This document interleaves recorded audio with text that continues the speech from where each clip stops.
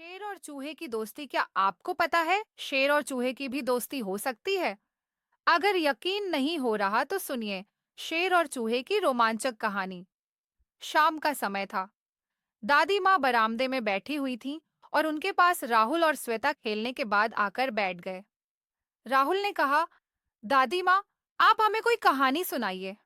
श्वेता ने उत्सुकता से कहा, हाँ दादी माँ, कोई मजेदार कहानी सुनाइए ना।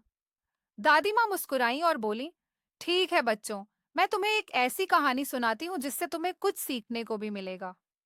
दादी माँ ने कहा कि यह कहानी एक शेर और चूहे की दोस्ती की है। राहुल ने उत्सुकता से पूछा, क्या कहानी है दादी माँ? श्वेता ने हाथ जोड़ते हुए कहा, हाँ दादी माँ, जल्दी बताइए। दादी माँ हंसकर बोली, ठीक है, सुनाती हूँ बच्चों। एक घने जंगल में एक ताकतवर शेर रहता था। वह जंगल का राजा था और सभी उससे डरते थे। एक दिन जब वह अपनी गुफा में आराम से सो रहा था, तो एक छोटा चूहा खेलते-खेलते उसकी पूंछ पर चढ़ गया। राहुल हंसते हुए बोला, अरे, चूहा इतना निडर कैसे था? उसे शेर से डर नहीं लगा? दादी माँ मुस्कुराई और बोली, राहुल, वह निडर नहीं था, बस उसे पता ही नहीं था कि वह कहाँ चढ़ रहा है। जब शेर की नींद खुली, तो वह जोर से दहाड़ा और गुस्से में चूहे को अपने पंजों में पकड़ लिया। श्वेता घबराते हुए बोली, फिर दादी माँ, शेर ने चूहे को खा लिया होगा, है ना? दादी माँ ने कहा, नहीं श्वेता। चूहा शेर से माफी मांगने लगा। उसने कहा, महाराज, कृपया मुझे माफ कर दीजिए। मैं वादा करता हूँ कि एक दिन मैं आपकी मदद करूंगा। राहुल आश्चर्य से बोला, चूहा शेर की मदद कैसे कर सकता है दादी माँ? वह तो इतना छोटा है। दादी माँ ने गंभीर स्वर में कहा, यही तो कहानी की बात है बेटा। पहले तो शेर भी हंसा और बोला, तुम जैसे छोटे जीव मेरी क्या मदद करोगे?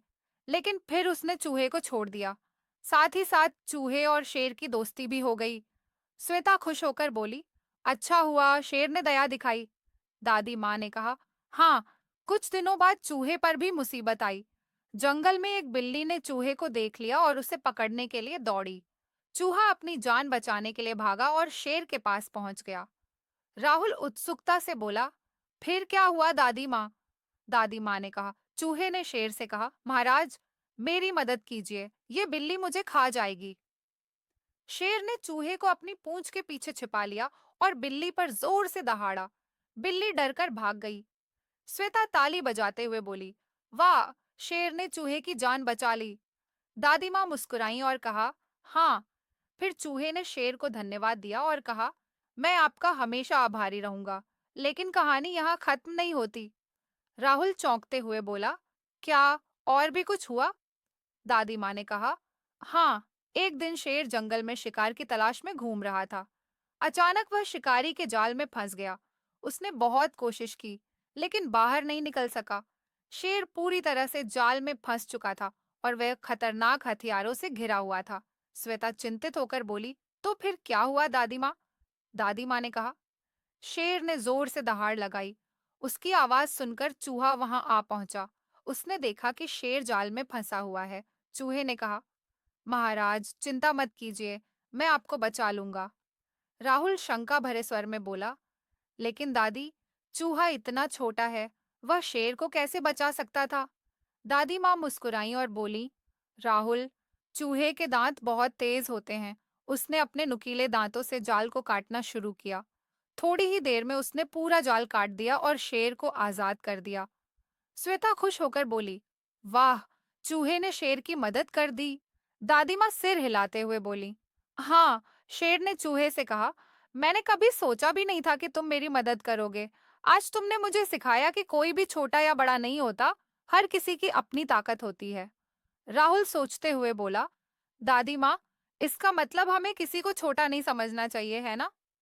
दादी माँ प्यारे स्वर में बोली, बिल्कुल बेटा, इस कहानी से हमें यह सीखने को मिलता है कि किसी को कम मत समझो। हर जीव की अपनी खासियत होती है। और हाँ, मदद करने का मौका मिले तो हमेशा करना चाहिए। राहुल खुशी से बोला, हाँ दादी माँ, अब मैं भी जरूरतमंद की मदद करूंगा। श्वेता और बाकी बच्चे भी उमंग से बोले, हाँ दादी माँ, हम भी दूसरों की मदद करेंगे और किसी को छोटा नहीं समझेंगे। दादी माँ हंसते हुए बोली, अच्छा, अब सोने का समय हो गया। कल फिर एक नई कहानी सुनाऊंगी। इस तरह कहानी समाप्त होती है।